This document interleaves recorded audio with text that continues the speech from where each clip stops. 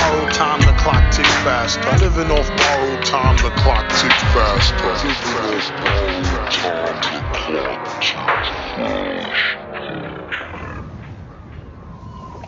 Hello, everyone. Welcome to this week's You're Living Off Borrowed Time podcast, which I now ascribe to you. You own it. This is the You're Living Off Borrowed Time podcast. We're socialists, so this is a collectively owned podcast. I am your host, Patrick on RYM, joined as always by OptimalAudio on RYM, Caleb. And we have a special guest this week, Gyrateplus on RYM, Will.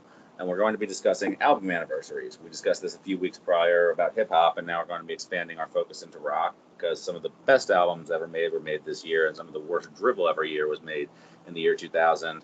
And 2010 also had some very relevant stuff, including probably the modern equivalent to Aquemini or Stankonia, as we'll get into.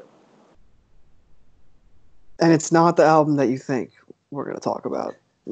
It's not that one. Not that one. Something close to like the Return of Forever, like if you think about it. Yeah. Well, I mean, I guess that was 2011. But yeah. Will, good to have you back. Absolutely glad to be back with you guys. You were on the show before, right? Yes, I was on an unreleased episode, as far as I remember. That's most of our episodes. We have that's how we built our buzz. Is most of our episodes are unreleased, so they're very. What it really is we drop snippets. It's essentially we have people fawning like the Playboy Cardi subreddit every time a 30-second snippet of his song drops. The Living Off Borrowed Time subreddit is coming, and it's just going to be a bunch of 60-second clips. You're going to hear Patrick cutting in and out. You're going to hear him making food during podcast episodes.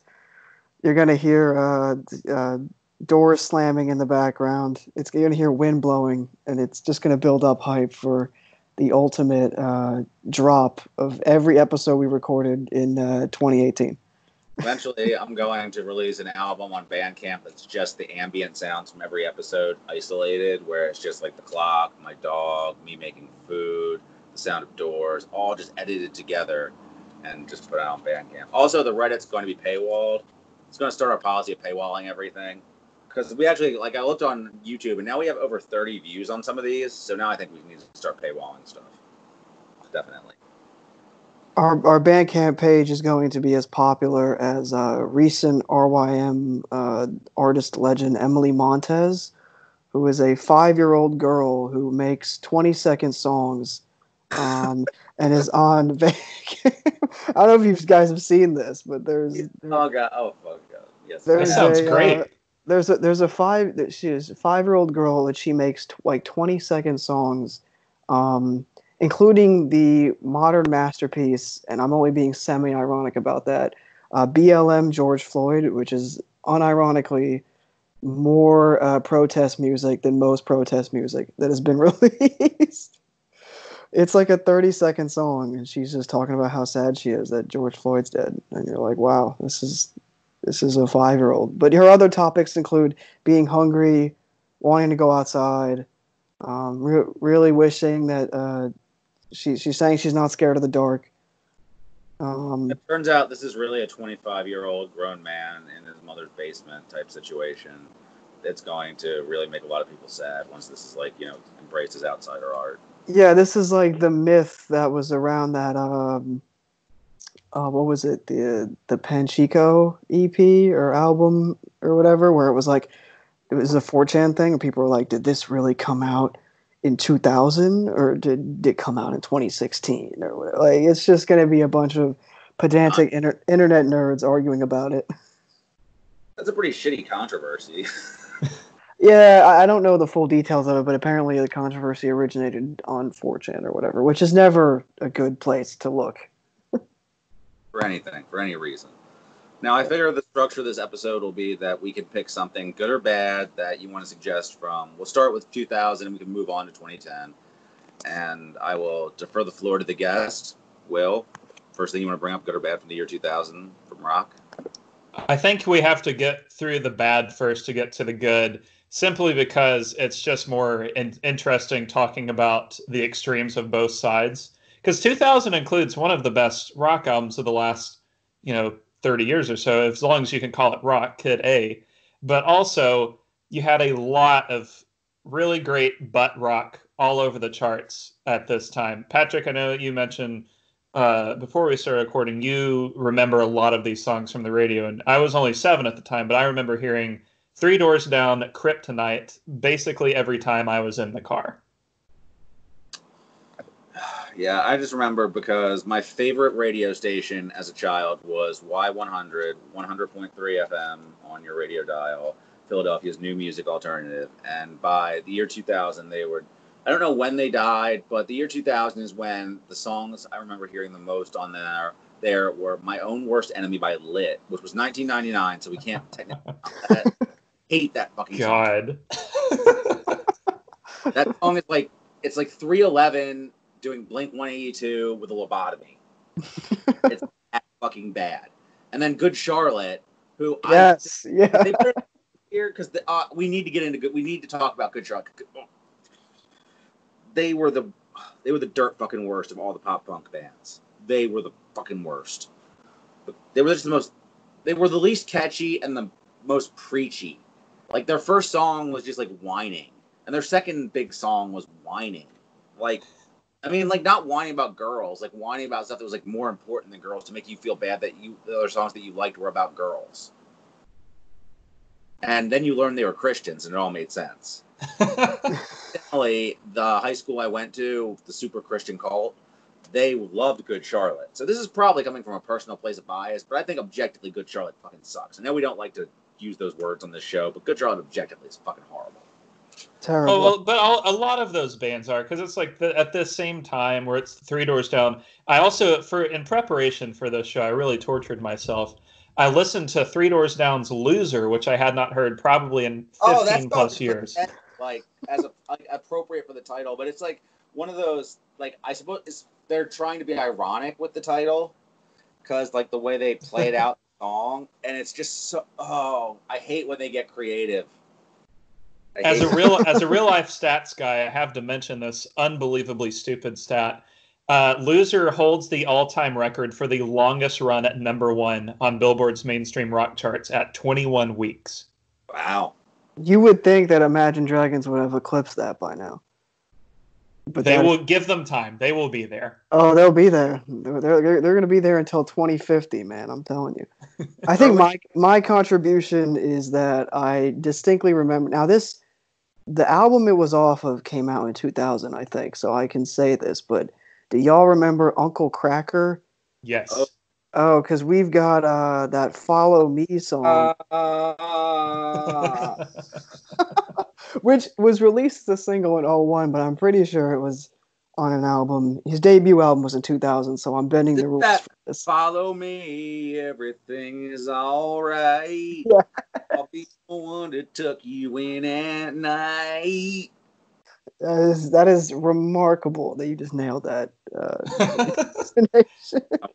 So well, so quickly. I hate myself. When I was really young, I would have to just be, you're in the car and whatever your mom puts on, you're listening to. So the variety radio station would enjoy playing those kind of, very quote unquote easygoing rock songs. So we heard a lot of the white dentist office music in those. In the car rides when Caleb was 5-6 years old, so that one was heard a lot. Did they call them soft rock stations in your town? Because that was what they called them in Middle Tennessee. Yeah. Well, it was. I just remember it being. It was called variety. Like it was the variety stations, what they called it. So it was the 80s, 90s, and today. Like and the stuff. Yes. The stuff from the 80s was like, here are like Madonna's 2 biggest songs. And then it was like the stuff from the 90s was like, would you like some like, what is it, like early Daughtry or something? Was that time? Or was that later? I think it was later, but we heard Daughtry on that station too. Don't get me wrong. Yo, Daughtry was Daughtry was when was Daughtry? I think Daughtry was the 90s. I thought no, he was wasn't he mid 2000s because he's one of those American Idol guys. He was mid 2000s. Yeah, I was. I got offended by that. Daughtry was absolutely not the 90s. No, he was. I was getting my timelines crossed. I heard Daughtry when I was young, but I was getting my timelines crossed. Proto Daughtry. A lot of that like type of like Uncle Cracker. I'm sure Good Charlotte was occasionally would get a spin on there. They were still probably a little too alternative. Like you That probably was like had the risky music they played. Yeah, Was yeah, Good Charlotte. with that Good Charlotte, that kids I might mean, I'm start. sure you heard like Bon Jovi's 2000 album or whatever, like on Oh, that I station. hated that song. 'Cause I remember that that was the one where he was like a 15-year-old teenager. It's my life. Yes. You're 45 years old. You're 45 fucking years old. Yeah. Oh, well, I will say in 2000 also a instant classic from that year, Papa Roach's Infest I record, just thought of that song. Yes. I just thought of that song. which After I thought of It's My Life, I thought of Last Resort. Last Resort, which first one has one of my favorite music videos ever, where the aspect ratio is constantly changing and they're looking into the camera, like they're zooming in on the faces of the band members, and then like they distort the images so it looks like the crowd is like way out of focus, and then it's in focus again, right in your face. Like it's really great stuff. The song to me, I can't hate it. It's unironically funny to me because my friend and I just meme about that song consistently, like at least once a month. We laugh about that song, so it's terrible, but it's too funny to me to really hate it. I can't hate it because it was the theme music of pro wrestler Sick Nick Mondo from Combat Zone Wrestling. So that's my childhood, right? That's my early teenage years right there. So I think it's a really bad song, but it's so fucking funny and serious, and with the video and everything, you can't hate it, man. It's like it's a puppy that's way too small, thinking it's way too large. Now I have not listened to the debut Sum 41 record, but the cover art is incredible. I hate that first where they're like wacky and then they're metal and then they're punk and like shut the fuck up. You suck at all of these. Like why are you trying to do 3 different parodies at once? Like I fucking hate that song. See how you feel about Last Resort. That's how I feel about Sum 41's Fat Lip. It's such an insanely stupid song that I can't help but love it. It's respectfully dumb in its own perfect like 2001 way. Yeah, yeah, that song is, I don't know, that song is it's so, I mean, remember I came to Sum 41 and like other bands like that. Some of these other bands removed from the context of hearing them when I was like, 6 or 7 or older in Patrick's case. So I don't know. Like, I mean, that song is like I think your description will fits it perfectly. But in general, I'm not a Sum 41 guy. But I mean, you could have done worse that year, and there was worse. I mean, this was the best time in human history, just in general, for like pissed guys in the Midwest driving their Saturns to their job at the Kmart and blasting Last Resort and Limp Bizkit's Rollin'. And that one Linkin Park song, windows down, cloudy skies, going to the gas station to get your cousin some cigarettes. Just perfect. They would never top that moment. You've also got... oh, I'm sorry. You know what 14-year-old Patrick liked at this time? Stain's Dysfunction. Hell yeah. I thought that was like modern Alice in Chains. Look, I will own some horrible shit, man. Like I think one of my defining characteristics is like I'll call you on your dumb shit because I'll own my own dumb shit. And I bought Stain's Dysfunction with allowance money, and I would tell people, yeah, man, he's kind of like Lane Staley. This guy would make a song called Country Boy, where he would make a spoken word interlude with I forget who it was, Charlie Daniels, talking about how much he loved his guns and his flag, and he was not Lane Staley. They were not Alice in Chains. I had like hook. Like I don't know. I'm not making excuses. Look, I like Stained. I'm sorry. I will say that year also had it was the break. Well, I guess the year after was the breakout of Puddle of Mud, but they were. Oh no, that was 2000, wasn't it? Where it was like that Control song. That was one of Yeah, it was. Scanlon for the best viral video of this year, where the About a Girl cover. Yeah.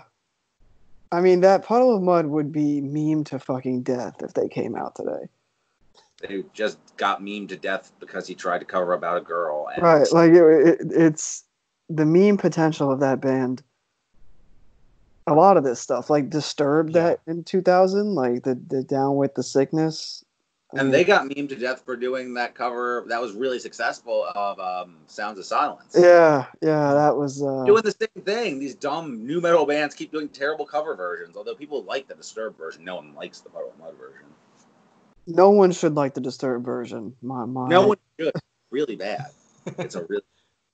It's hilariously bad. It's really terrible. I mean, it's unfortunate. She Hates Me was 2001 for Puddle of Mud. So, but I mean, it's Cole and Blurry in 2000, I believe. Yeah. I don't these facts off the top of my head. I didn't look that up. What the fuck is wrong with me? What the fuck is wrong with me? Well, Limp Bizkit's huge album was in 2000. Okay. All right. Now I'm going to take the floor for a second. This album is not the worst thing ever because it has two of Limp Bizkit's best songs, genuinely good songs, My Way and Take a Look Around. Although Take a Look Around gets ruined almost at the end where Fred Durst just starts yelling about why you want to hate him. Like, because otherwise it's cool. Because that song was originally for the Mission Impossible soundtrack. And you can tell it was for the Mission Impossible soundtrack and just put on this album because that's the bass line on the song. It's the Mission Impossible theme. Also, there's a 7-minute song on here and a 9-minute outro. The outro very well might have been like a hidden track or shout-outs or something, but still. I wouldn't put it past Fred Durst at this point to have the balls to do those, like a 9-10-minute song at the end of his album. This album is 75 minutes long. He originally The other thing about this album, he wanted to call it Panty Sniffer. Didn't he? Or was that the 2003 album? He wanted to call an album Panty Sniffer. Sometimes you just got to do it. I mean, getting very red mad about not being able to sniff panties. And this is also definitely the most pro wrestling album ever because the My Way song was used in a very iconic hype package for the most successful wrestling pay-per-view of all time. And there's a song called Full Nelson on here. Clearly, they knew what audience they had. And oddly, I like the Stain album better than this one. I guess I was the audience, though. The most successful song Fred Durst was on in 2000, though, was the Aaron Lewis, Fred Durst sensitive acoustic ballad that you guys, at least Will, should remember from the radio. Yes. Have you ever heard the live from Biloxi, Mississippi version? That's the one that was on the radio. I thought it was a different one because there were a couple different versions of the song at the time. Studio song. There was a studio version on Stain's album, but the one that was on Family Values Live, which was a live album, was actually really successful on the charts because of that being on the radio. Fred Durst and Aaron Lewis outside live. It was off a live like Family Values tour album. Deluxe. It's the real deal, motherfuckers. Caleb, if you've never heard it, as soon as we're done, you have to hear the outside live from Biloxi, Mississippi version. I'm gonna do that. I'm gonna do that straight away. Don't worry. I'm gonna. You'll be feeling those lighters. Yeah, I'm gonna put my. I'm gonna turn on my phone flashlight and wave it in the air. Just in my room in plain daylight right now. I was gonna say, Patrick, we brought this up while we were off air, but we were talking about Oasis. Oasis had a pretty bad album that came out this year too. They did. Yeah, Standing on the Shoulder of Giants. First of all, that's an arrogant as fuck album title because you know the one that's really okay. I get Oasis. Kitten Puke was getting on us in the chat, me and Ryan, that we couldn't tell the Insane Clown Posse apart. And the Insane Clown Posse are going to become important characters in this podcast. I don't want to spoil it too much, but eventually you're going to get to know the Insane Clown Posse. But super producer Kitten Puke was getting on myself and my friend Ryan, former producer, that we couldn't tell the Insane Clown Posse apart. This is very important, I guess. Well, I can't tell the fucking... who were we talking about again? Oasis. I can't tell the Gallagher brothers apart either, but one's much worse than the other. I know this from reading Mark Lanigan's autobiography recently, his memoirs, because one was a loudmouth piece of shit, and the other one was just like kind of a piece of shit who was always fighting him. Isn't well, Liam's one of them. I know that. Which one is the one with the hilarious Twitter account? I thought, is that Noel? Is that Noel Gallagher? One of them, like Jay-Z dissed one of them when he headlined Glastonbury because one of them was like, "Hey, no rap. I'm not gonna do an English accent. That's gonna just be bad for everybody." One was like, "I don't want no rapper like headlining Glastonbury." So Jay-Z covered Wonderwall and then did 99 Problems, and he was like, "That bloke from Oasis said I couldn't play guitar. He should have known that I'm a fucking rock star." And then covered the. I very much did not know that Jay-Z ever dissed him. That is wild. He did a diss track called Jock and Jay-Z with a beat from Kanye. It's horrible. It's Blueprint. It is bad. But he dissed Oasis on that song. Damn. All right, well, you learn something new every day, I guess. It was beef between rap and rock. Well, Jay-Z did the album with Linkin Park, remember? The mashup. Yeah. The mashup. Which those were everywhere on the radio at that point. Oh, point my God. The Numb and Encore one was everywhere. And I still kind of have a soft spot for it. I don't think it's that bad. It sounded bad. Like it was like a year late. It's because he found out about the Grey album and decided he was going to do something with the most He probably asked somebody to find out who the most popular rock band was and do a mashup with them. So they just took like his acapellas and threw them on Linkin Park songs really quick to make Jay-Z happy, and that's what you got. And it sounds like it. It doesn't sound. It definitely. I'm not saying it's good. It's not good, but there's also a soft spot of me where it's like, yeah, you know, I kind of like that Numb Encore mashup. Some of them work better than others. Like they just clearly hit it and saw what matched the beats really quick and then put it out. They were selling it free with cars. Like the first time I heard it, my friend's car came with it. Wait, that is what? They were selling this I remember. I don't remember this specifically, but I do remember car dealerships used to do CD promotions when you bought something from them, because my mom bought one from a dealership in Middle Tennessee, and they gave her some Christian rock CD. That's very different. That feels like a different kind of promotion. But I know like a couple other people I've talked to have mentioned like something similar to this effect happening in their towns. Well, I guess. Oh, go ahead. Oh no, I was going to say, I mean, if you had anything to say, but I was going to say, I guess this leads into like the hybrid theory discussion. Well, that was a good transition, and we are known for our transitions here, so I'm gonna let you have that. Yeah. Hybrid Theory was an album that everyone pushed on me at the time, and it was like not the word like this was an era of everyone pushing music on me that was like, oh, you listen to too negative music, because I was mainly known for listening to Nine Inch Nails and Smashing Pumpkins, and later Deftones, Tool, and Incubus. Incubus not at all negative, by the way.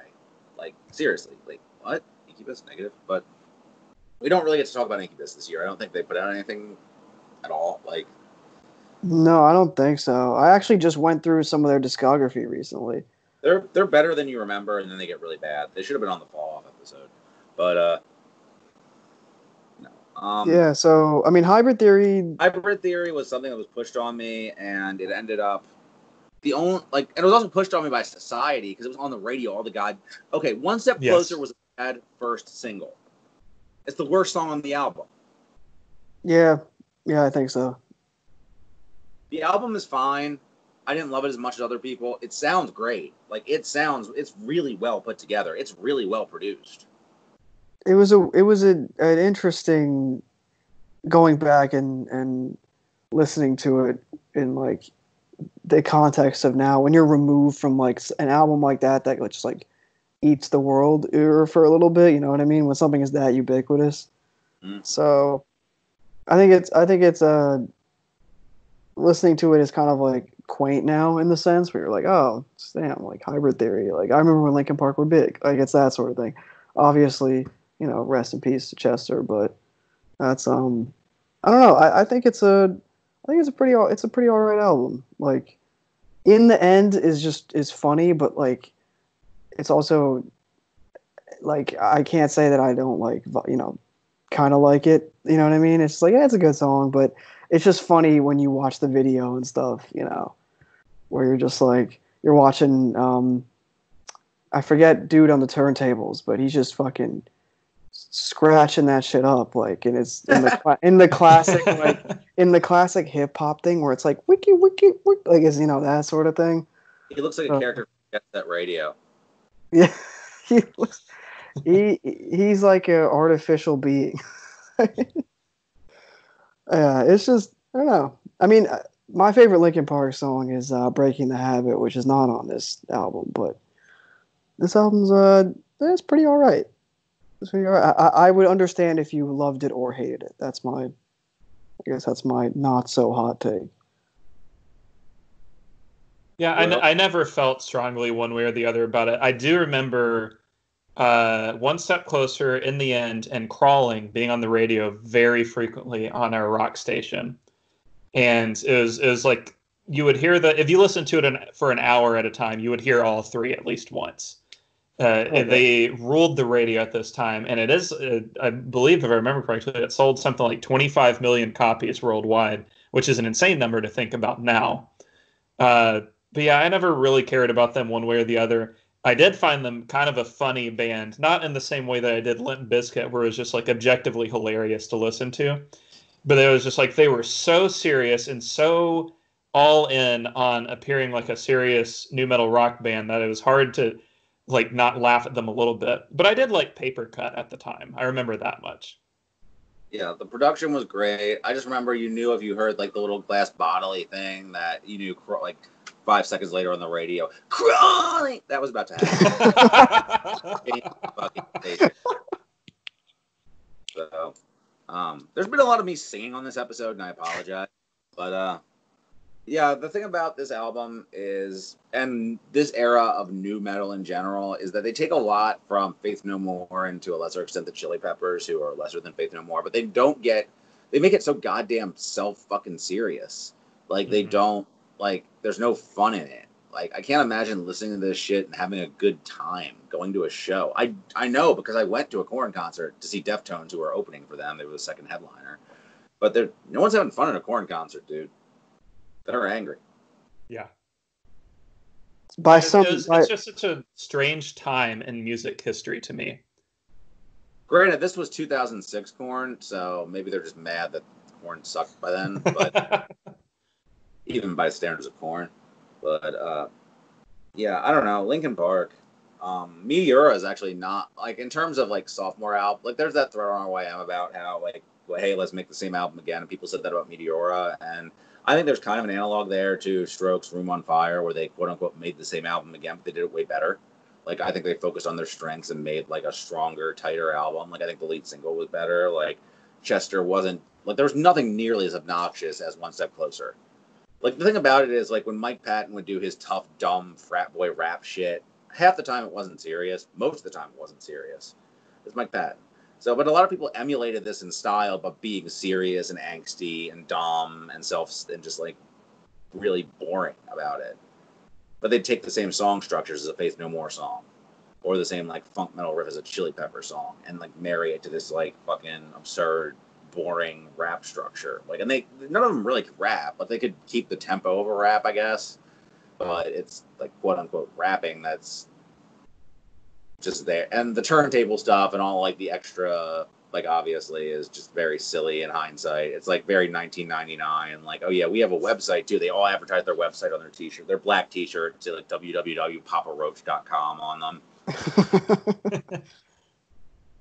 Well, I think to your point about Meteora, like, you could argue it was like more serious than Hybrid Theory. Like, Numb and like Breaking the Habit were like the big singles, but I feel like those songs were also, I mean, as singles, like a little better than like Crawling or, I mean, In the End was good, but you know what I mean? Just like, to your point about like, oh, they might have done this better on the second album. Like, I always thought Meteora was a pretty decent record, which I guess I feel the same way about Hybrid Theory. I think they both have their strengths and their weaknesses. Some of the stuff like I can get with, and a little bit of the stuff I can't. But it was, I will say, going back and listening to them, a few years ago after Chester's suicide, it was definitely makes you appreciate it a little bit more, because it wasn't like he was being fake depressed or fake angsty or whatever. Like, there was that bit of it's the same thing that people on RYM said after like Lil Peep died or whatever. They were like, oh, well, maybe he was being serious this time. Like I had, it's the same kind of like. First unreleased episode where I say pretty much the same thing about Lil Peep. hey, that was you got to learn from it. But yeah, I don't know. So I get Hybrid Theory definitely better than a lot of stuff that was on the charts that year. And it was just like Patrick mentioned, it permeated basically everywhere by the end of 2001, I feel. I would note that like at this time, there were things that were not new metal or butt rock on the radio. There's like, I remember Matchbox 20 was a big deal circa 2000. And that Everything You Want song by Vertical Horizon apparently was the most played rock song of the year. I hate that little fucking what was the fucking instrument that began? That was another thing. That was another trigger to turn the station. That little thing that begins the song has nothing to do with the rest of the song. You know what I'm talking about, Will? Yeah, because I listened to it this morning because I was like, I think I remember how this goes, but I got to make sure. And I remember the guitar riff in it because it's kind of identifiable and not that bad. But I remember the first 5 seconds specifically, where it's like if I hear that on the soft rock / adult contemporary station, I know that's the trigger to switch. I know we got to get out of here before it gets bad. It's very there was a very progressive smoothing out of you can listen on the radio and hear when they tried to start getting away from dangerous music like Pearl Jam and Candlebox and getting to the real. Yes. And some really bland shit like Matchbox 20 and Wallflowers. Real Savage Garden was the one I just thought of. Savage Garden brought you straight up 80s hair metal ballads just dressed up in grunge clothing. It was. Oh god, Candlebox, yikes. Yo, I own the Candlebox album. Fuck you. Candlebox has. I mean, it's not like the worst thing ever, but I always was bored by it. I mean, yeah, it's just imitative grunge shit, but I remember I really liked their 2 songs that were on MTV, so I did actually own that on. That was one of the first CDs I owned. I also owned the Cranberries because they were Irish, and also Zombie was a cool song. Oh yeah, do people? Wait, no, the Cranberries was the last cassette I owned until I had to start buying cassettes to get rare things on Bandcamp. I still don't own a cassette player. That'll be a Patreon goal that you can, Patreon goal when we paywall everything, is that you can buy me a cassette player so I can actually listen to things. Do people think the Cranberries are bad? I didn't know that was a take. I like them. I think they're a good band. I think they had a bad third album and then they didn't do anything. They are a very 90s sounding group, but I like them. A very 90s sound. That's the thing, is they're very much of their time, and at their time they were very played everywhere, so it was very mainstream. Not that they were bad, but that it was you just liked what was popular if you liked the Cranberries. Right, and that was still elitism at its finest. There was always elitism. 90s was super snobby. Of course, there's always elitism. Yeah.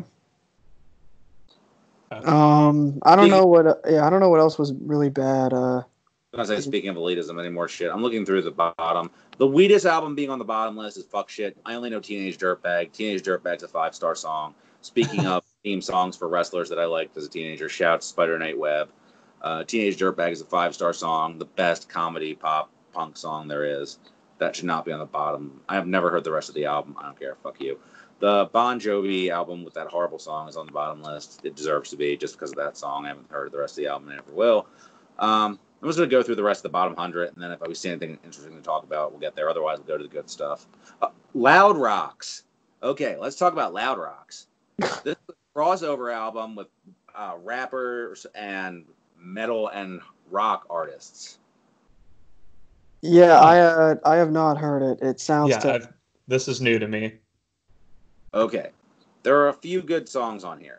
The System of a Down Wu-Tang Clan Shame, which they edit on the track title, is pretty fun. hearing Surge do those verses is actually pretty fun. You don't need to hear Static X ruin hip hop. The Big Pun still not a player with Incubus. Great. That's great. That's actually the first song I heard off this. I cannot imagine Big Pun and Incubus on the same track. That is insane. Basically, just Brandon from Incubus does like they do the hook and vocal melodies together. It's goofy as fuck, but it works. Pun has a lot of energy on it. It's really fun. So basically this album starts really good, ends really good, has a lot of unfortunate. It's like the Judgment Night soundtrack with most of the worst possible choices. Some good ideas there though, like Everlasting Mobb Deep. I don't remember it, but I don't think it worked. The Tom Morello Wu-Tang thing works really well. Obviously, Tom's friends with the Wu-Tang. I don't remember the Ozzy Wu-Tang thing, but that sounds like a really I'm not going to revisit that. That sounds like a really bad idea. Sugar Ray and the Alcoholics sounds like a horrible idea. That sounds like the worst song on that. Wait, when did Fly come out? When did that come out? Oh, that was 96. Fly. And Okay, yeah. I have least favorite songs of all time. Yep. 97. So yeah, before our time, but still, just fuck that song. The reggae on the quote unquote everything about that song. I hate that song so much. I hate it from the first time I heard it. Fuck Mark McGrath. I hate that song. Oh, it's so bad. It's so bad. Anything else? So I'll go back to the list because, yeah, that album is pretty bad. You should hear the System of a Down song and you should hear the Tom Morello Wu-Tang song's fine, but you heard that. There's a review that asked the question if System of a Down are allowed to say the N-word. So did System of a Down say the N-word on this album? He yelps it. He yelps it in a way that you've heard Serge Tankian sing. He can kind of yelp things that he kind of garbles it in a way that he knows what he's implying, but he doesn't actually say it. Oh, hey, Also, Right. Who the fuck cares? It's Serge. I don't give a shit. He has a pass. I mean, I can't give passes. Me. Fuck out of here, RYM. Lost Profits. No, we're not talking about that. Oh my god. Something Like Human. I bought this album with allowance money. This is really a traumatizing episode. Everybody, I had really bad taste. Look at that album cover. I bought this with money I was given to spend when I had no money of my own. Oh my god, this album is terrible. I'm so sorry. What the fuck was I doing? The big single on this was Hemorrhage, which was whiny as fuck. It had a little acoustic guitar intro, and it's just about like men having feelings that are like bleeding, like a hemorrhage. Oh my god. Cool. There's also the second single was Bad Day, which is even whinier than the Daniel Powder song that came out 5 years later. It's a really bad out. This was huge, though. I mean, somebody look up the sales on it. I contributed to those sales. I'm so sorry. What the fuck was wrong? How much did it run you? Like $15? I think it was like $11.99. It was on sale. Oh, hey, it was on sale for a reason, right? I could have bought The Unseen.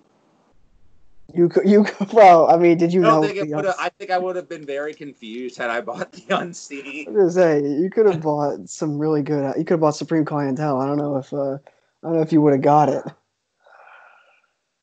Going down to the last, Everclear has like 3 good songs. They're not on that album. That's about it. Till 120. So can we talk about good stuff now, or does anybody else have anything they really hated from this year they want to discuss? No, I think that's pretty. We cover all the bad stuff for the most part. There's some other scattered memorable songs from that year that aren't quite as terrible immediately, like that not absolutely Story of a Girl by 9 Days. I remember being very prevalent. Oh boy, that song is brutal. And Take a Picture by Filter, I remember as well. Also brutal, especially because they went from a song about apparently Bud Dwyer's suicide. Yeah. A shot to a song about, hey, Dad, what are you doing about your son now? Oh, my God. It's one of the worst attempts at being cathartic that I can recall in music. It feels so, like pinched through the nose should be like the Wikipedia entry for that. Was Crazy Town's Butterfly this year? 2001, I think. I think at least that was what I'm remembering it as.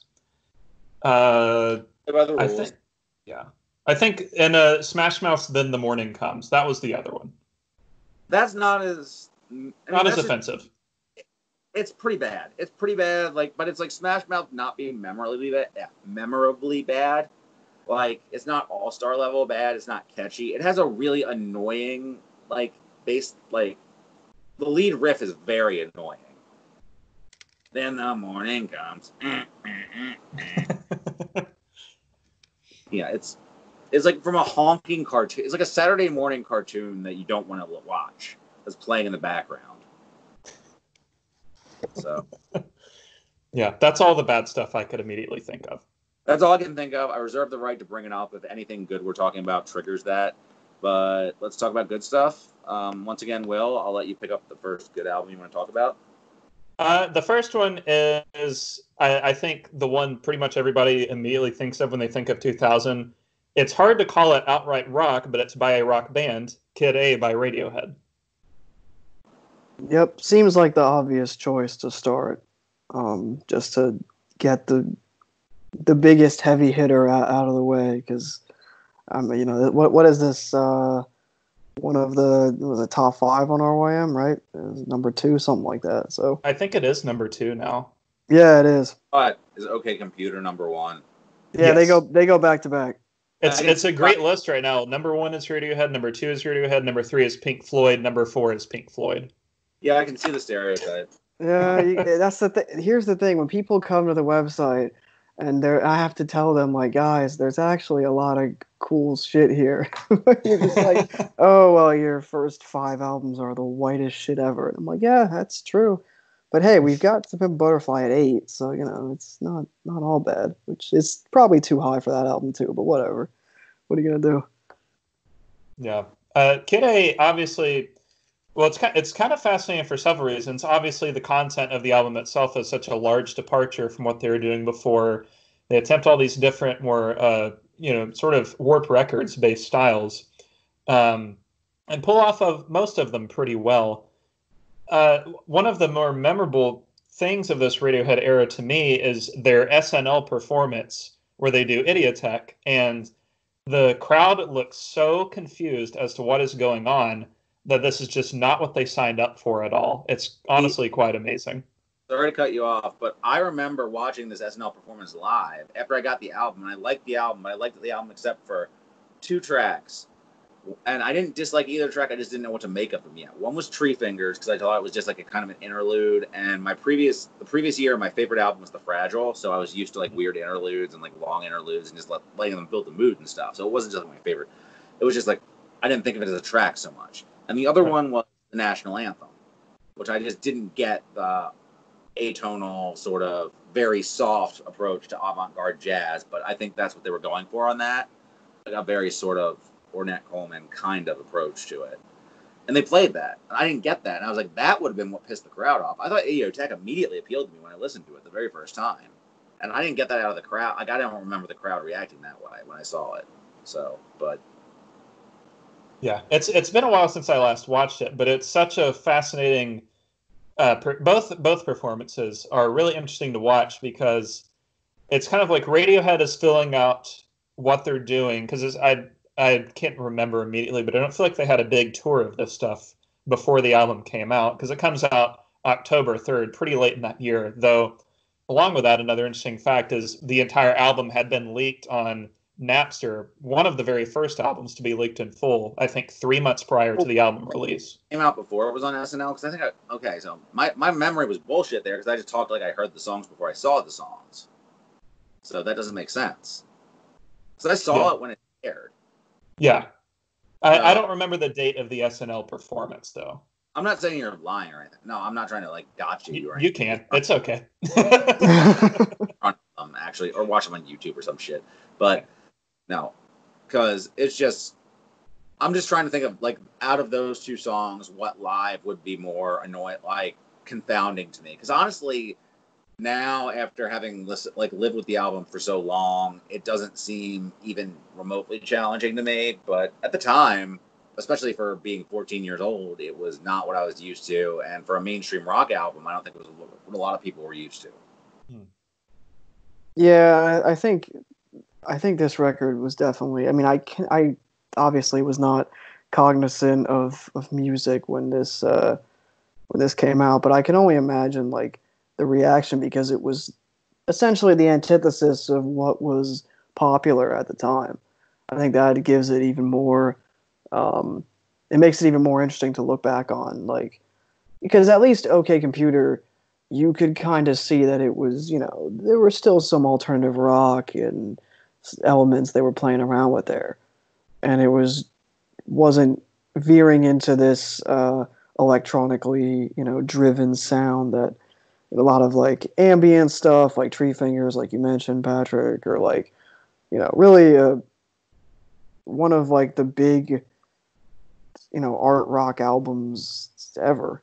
And I don't think that that's like, I was so different from what was going on at the time that I can only imagine, you're listening to like, popular music, and it's Limp Bizkit, and it's, Three Doors Down, all that stuff, Matchbox 20, and then you're getting this Kid A record, which is, opening with Everything in the Right Place.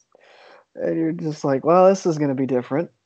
But yeah, this is my favorite Radiohead album. It's one of my favorite albums just in general in rock ever, if you want to call it rock. And it's the perfect winter record. It's so perfect for like colder, more like emotionally detached like months or parts of the calendar that I can only I can't really imagine playing it in this kind of like in the summer, like now. Yeah. It for me, it's, even though every time I do play it, I'd still love it just as much as the first time, if not more. Like, it's one of those things where it's an album so good that I don't have to hear it a lot to know that my feelings on it are not going to change. So, however much of a cliche that is regarding forum culture and, internet forums and all that, like, and the worship of Radiohead, at the same time, they're still one of my favorite, bands ever. And this is an incredible, incredible album. I would agree that it's also my favorite Radiohead album. I listened to this, The Bends, and probably Amnesiac more than OK Computer, simply because I just feel like I played OK Computer to death when I first heard it at, ages 12 and 13. But yeah, Kid A really ideal winter night album, especially. Though the title track is about the only one I'll play in, say, spring, summer, or fall. Mm-hmm. Yeah, there's a very sunshine breaking through the winter branches quality to the title track, especially the way Tom and Tones come on, kids, at the very end, and then like the little doom. I'm not going to say anymore on this podcast. I say that, but I'm going to. But no, this album is incredible. There's not a moment I would change on it. I think that it sets an incredible mood. I think that it's definitely my favorite Radiohead album. I would say my most played are probably this, King of Limbs, and the thing about Radiohead is a lot of their albums, I respect most of them as whole pieces, but I play the good songs off them the most. I don't listen to the whole albums, oddly enough. Like I'll play Wolf at the Door and They're There and Sail to the Moon off of Hail to the Thief. I'll play the 3 or 4 good songs off In Rainbows. I'll play Deck's Dark, and I don't know. There's plenty. Actually, most of the last one is good songs, but I just didn't care. Like, it just didn't grab me emotionally. But it left me at a distance, even though I could admit that technically it was on a perfect level. But they've never made a bad album except for the first one, and even the first one, for what it is fine and just needs to be judged by different standards. So. Yeah, that's fair. The In Rainbow slander just was like just casually hitting me in the face there. I don't really. I'm in on it. I like the slander. Let's take this. I know. I know that you're not. Yeah, I love. Second disc of In Rainbows is better than the retail album, by the way, except for Bangers and Mash, which is the worst song from either disc. Not the best album of 2000, not the second best album of 2000, maybe not even the third best album of 2000, but a great fucking album. Yes. Yeah. Sorry, go ahead, Caleb. Oh no, I was gonna say I think this is. I gotta think of what else came out in 2000. I think this is my favorite album from 2000. But I wouldn't blame you if you said some of the other stuff because 2000 was a classic year. Oh God, I'm going through the charts. 2000 was a classic year. So yeah, there's definitely some stuff on here that is right up there with it. So yeah, great record. In Rainbows is an amazing album, but not the topic of this episode. Our Radiohead episode will be very contentious. Yeah, My wife, yeah. when we did the Kendrick episode that had like the 20-minute Radiohead side discussion, she like overheard that and had a lot of strong opinions about what we said.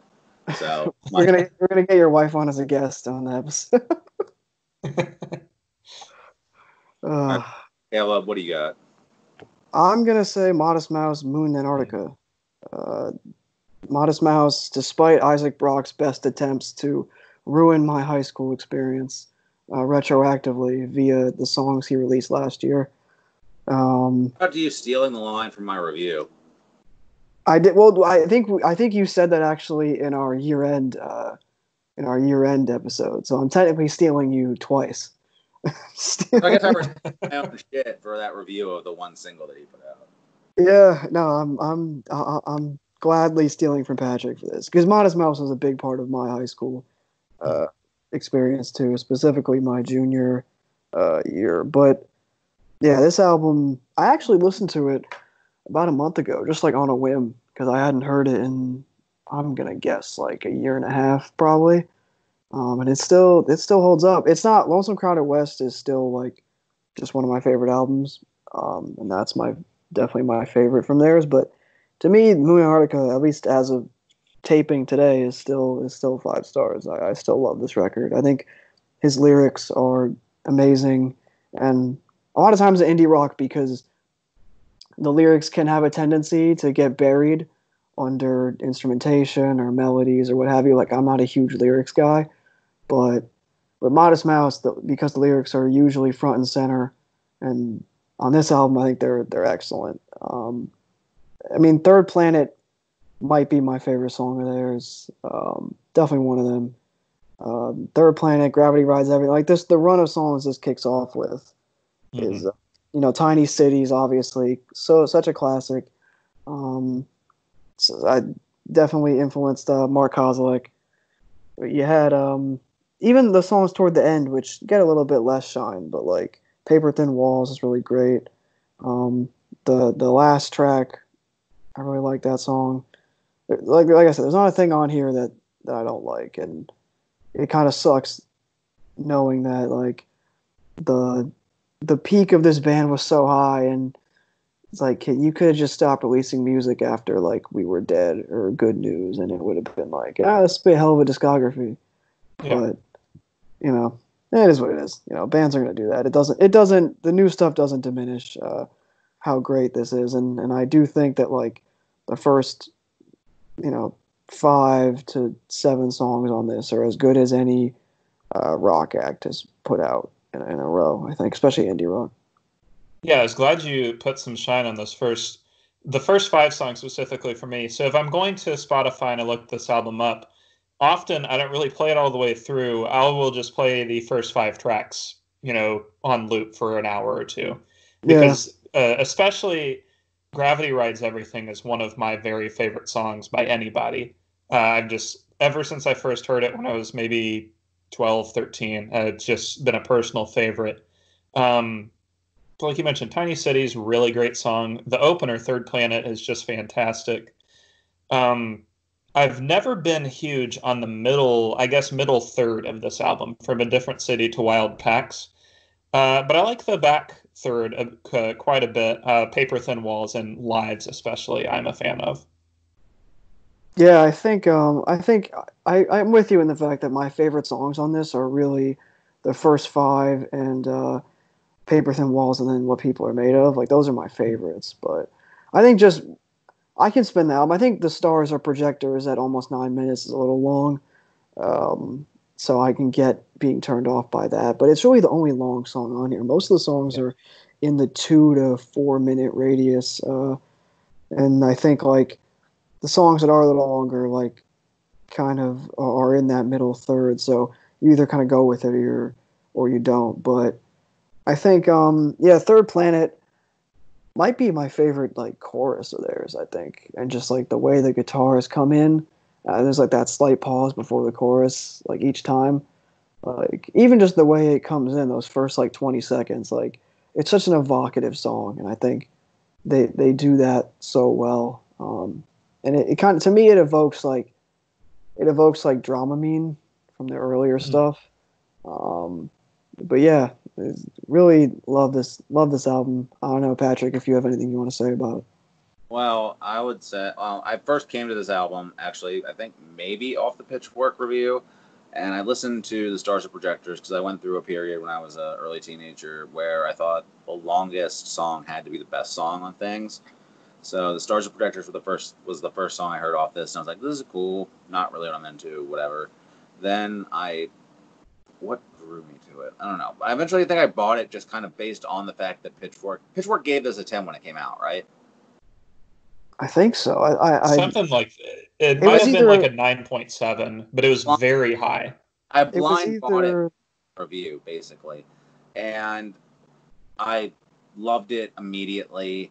I have a lot of contrary opinions to you guys, although Third Planet, like, no one's ever going to... If you don't think... Like, I have a long list of people who can't listen to this podcast. If you listen to this podcast, you know that I'm always adding to the list of people who can't. If you don't think Third Planet's a perfect song, you can't listen to this podcast anymore. But my favorite song on here is Lives. Lives hits me emotionally in a different way. It just hits different.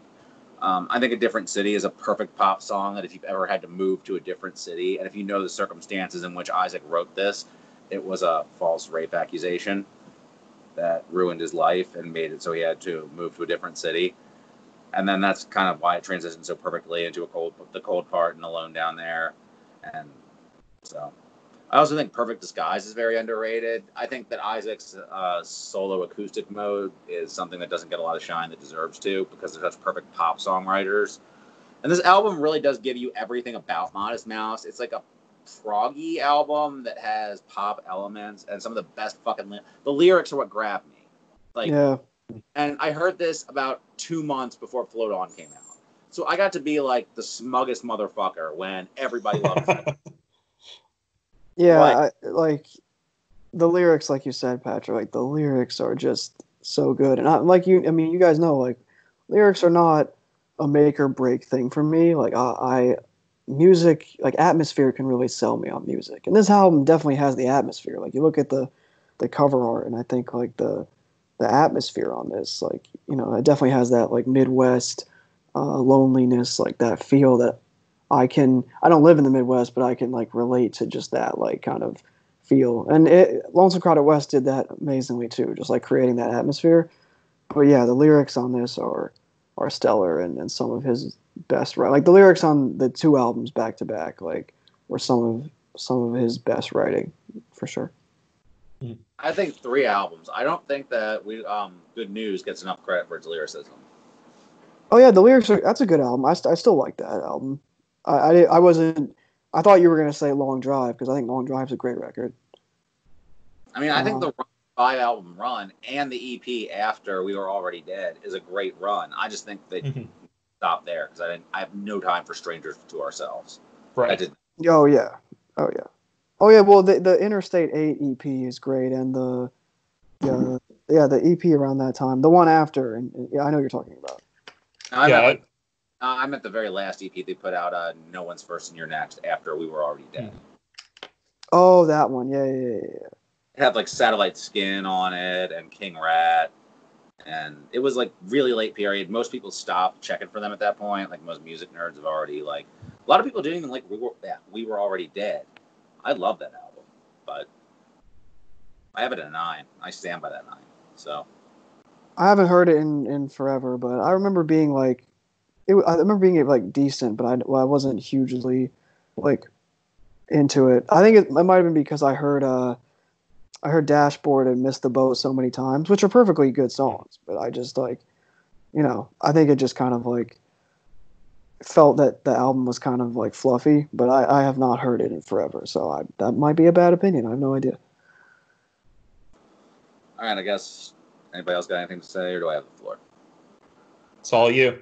All you. I didn't want to keep in the tradition of just going down the RYM list like you guys were, although we skipped Godspeed because I don't care about Godspeed. But at the drive-in, Relationship of Command. Yep. Amazing album. My second favorite album of all time, behind Mad Villainy.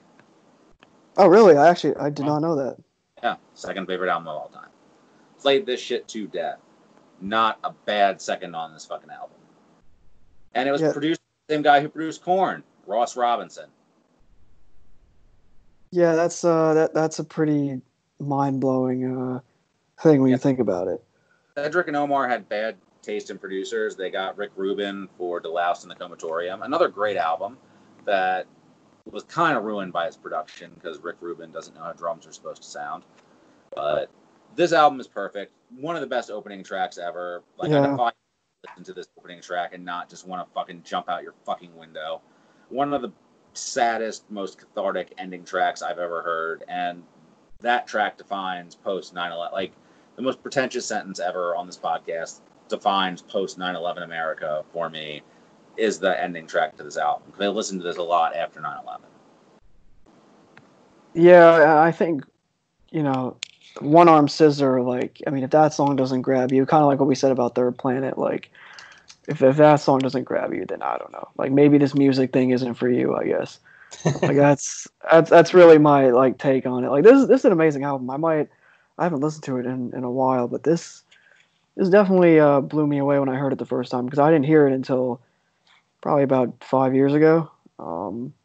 Just one of those things where you see it's high up there on RYM, and you're like, oh shit, I haven't listened to this. Because I didn't listen to like post-hardcore, like a lot of emo before joining the website, so definitely a pinnacle of both genres, and it definitely an incredible album. I mean, I'm just gonna sit here and blindly echo all of your points, so like, I don't have too much to add about this, but it's amazing. Shout out to them getting the Invalid Litter Department video on MTV2 with the names of dead factory workers who were killed by the government or the factories. That was some G shit back in the day that I didn't even realize the time and significance of. And that is another one of the most cathartic songs ever. The way it just keeps hitting that sad, sad Dancing on the Corpse's Ashes hook. And then Cedric just fucking screams at the end of that song. This album has my favorite screaming ever on any record, period. No one has ever screamed better than Cedric screamed on this album. Yeah, I think the catharsis on this is really organic. It's it's earned, like, no doubt about it. Like, there's some records that have like a lot of screaming that I can get into, but it's more of like it has to be like a specific mood thing, or like I really have to get into like the backing instrumental and stuff. But I think this album has definitely some of the best like screaming and the mantras and stuff on this also earned. Yeah, I don't know. I don't, like you said, Patrick, I don't have a bad thing to say about it. I haven't listened to it in a while, so maybe I'll listen to it and it'll rise up in my esteem even more. But yeah, this has always been a record that I've loved. So I like it. So I'm not as big of a fan of this record as you two are, but I like the album. Like you mentioned, One Arm Scissor, really good song. Invalid Litter Department is my favorite on this by far, though. I don't know. That's a great song. I love Quarantined as well, the little slow burn delivery and that. Second longest song on here, although Invalid Litter Department kind of is like a shorter song that stops and then restarts for the outro, which I love that structure on it, by the way. Pattern Against the User and One Arm Scissor are both perfect pop punk, like aggressive pop punk songs. Sleepwalk Capsules is borderline hardcore in its delivery, very fast, super catchy. A lot of this is super catchy too. Cosmonaut, incredibly fucking fast. Like, just, I love this fucking album from the bottom of my heart. I can't say enough. I will never say a single crossword about this album, even though the cover art is super ugly. That's the worst thing I'll say about it. Super fucking ugly cover. But I kind of like the cover art, but I didn't really think about it that much until you just said that. So I don't know. I kind of like the cover. Be like blindly, like, this is my second favorite album of all time. I can't say anything bad about it. I was trying to think of the one bad thing I would say. Well, hey, you know, there's a reason why it's one of your favorites. Like, you got to, you know, yeah. Also, lyrically, a lot of people give Cedric shit for just throwing words together. I think that there's a method to his style. Like, sometimes it doesn't quite come across, but these aren't arbitrarily grouped words that he comes together with, especially on something like Invalid Litter Department or the Closer. On Non-Zero Possibility or Quarantined. Like, these are all words that are thematically connected, and the way he delivers them with immediacy means a lot more to me than somebody who comes up with something trite and cheesy that makes perfect sense, if that makes sense. Yeah, I think, like I said, it feels organic. And that's, you know, that lends a lot to this record. I think it's one of the things where if you like the vocals, like, you're going to go with it. So. And it's just amazing that this guy produced so much horrible shit and was also able to produce this. And I have no problems with production on this album. Like, I think it was produced to break them to a larger audience, and it does a great job of that too. Like, there's not, like, everything here works as like a compact 4-minute pop song too, except for the ones that are supposed to expand, like Quarantine, Non-Zero Possibility, and Invalid Litter Department, which is placed right in the middle of the album too, because it's the defining statement about. It's kind of like it works in the same sort of way that Napoleon solo worked on In Casino Out. They're making like a screaming statement about people who were lost for no reason. That's the beating heart of the album. So. Yeah, this is definitely, yeah, I think just. This is definitely a amazing record and deserves to be up there with any, you know, punk or post-hardcore, like, you know, high up on any list with ranking the best, you know, albums in this vein of all time. So, yeah. I can go on forever, so I don't want to hog the floor. So, Will, what do you got? Let's see. I'm just thinking of some other fairly notable albums of this year. The next one, in terms of sequence on the RYM charts, is White Pony by Deftones. Yeah. I don't have any strong feelings towards this one myself, but I know a lot of people do. Yeah, this is I really love this record. I actually heard it. I mean, I heard it, you know, back in I would say about 5 years ago, something like that. But I heard it recently because I heard the new Hume album, and I went back and listened to, because, you know, everyone says it invokes Deftones, and I went back and I listened to White Pony, and it actually improved in my estimation over the first time, which I really liked it the first time, but I really loved it on hearing it a few weeks ago again. So this is my favorite Deftones record. Really, really amazing album. Like, I'm gonna be positive on a lot of albums we talk about in this episode, so I'm gonna be boring. These are boring opinions about albums that are canon. I'm like, hey, this canon album is really great. So yeah, it's just like, I love the atmosphere on it, and that's like, I feel like it's an album where if you really like the atmosphere, or at least if you're someone like me, and atmosphere means a lot to you, like in music, then I think like it rules. Like, I just like the atmosphere, and if you look at the genre tags, and I'm like, yeah, I can get with this stuff, and it's definitely one of the best albums in like the whole alternative metal canon or scene. I don't know what else would be up there, like Tool or some shit. That doesn't deserve to be up there. But yeah, this is a really, really great record. And I know Patrick, I think it's one of your favorites also, right? Well, funny you should mention Tool, because at the time, this, Tool, and Perfect Circle, Metronome were my three like go-to metal, like alt metal, rock, whatever albums. Like, I listened to the three on a loop, and at the time, the Tool album was the one that was untouchable. Now I would say probably the Deftones album stands above them, except for the fact that it has Back to School on it on most issues, and that song just doesn't need to exist. Mm-hmm. That ruins the vibe of the album. Although the Perfect Circle album has a hiccup too. The Tool album, I could see people thinking is too dorky. It's also 2001. It's out of the scope of this discussion technically, although it was probably the most, aside from, like, I had a really stereotypical, like, you would think that I was like a goth, like stereotypical suburban goth, like the fact that I would say that my most important albums were like the Fragile and then Lateralis, but this was up there with those albums, and I think the songwriting on this album was probably stronger than either of those, and it's probably the best Deftones album. I don't know if it's my favorite because later in their career they got heavier, and Chino got better at screaming more effectively, but in terms of just something that's timeless, I think this is their best album. In terms of synthesizing everything that's best about their sound, this is their best album. Yeah, I think it's their best album too, and I think it's the one that I would most likely show people when they're like, "Oh, new metal, like, you know, gross." Also, they're not fucking new metal except for Back to School, which shouldn't be on the album.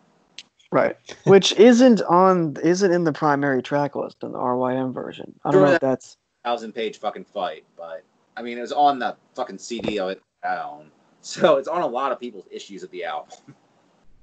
No, I don't know. I guess it was it was the lead single.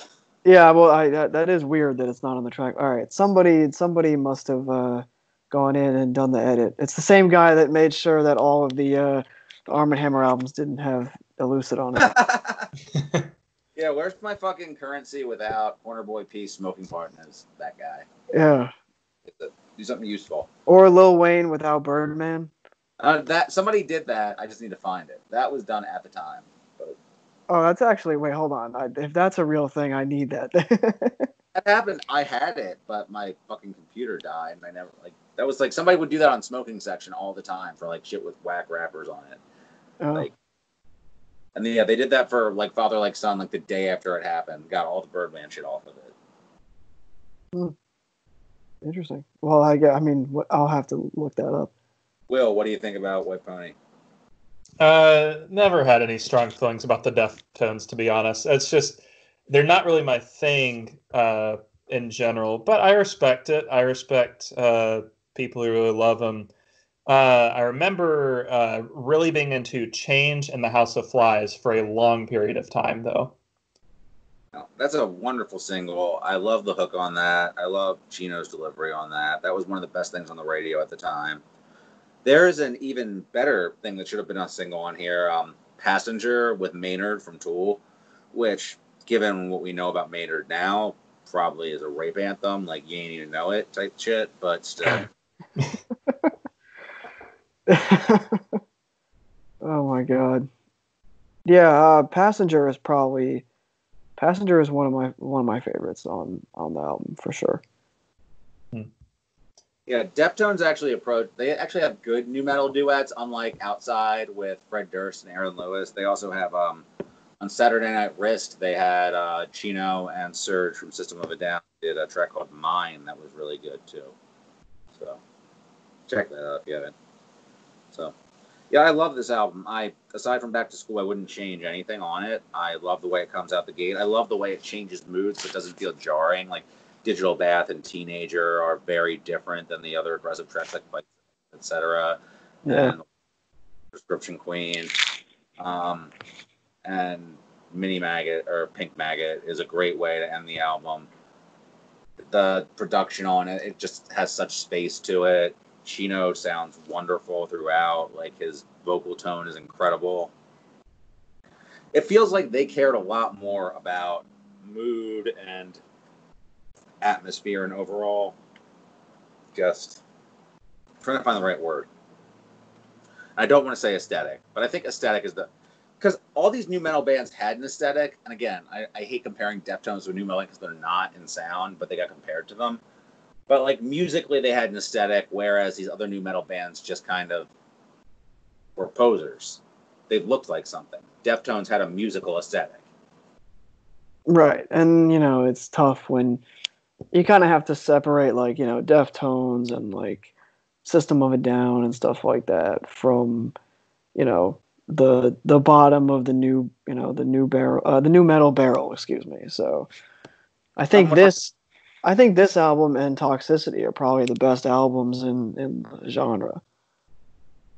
Toxicity is great, although it does have a Charles Manson cover followed by a song about how science has failed us. It does. Well, you can't win them all.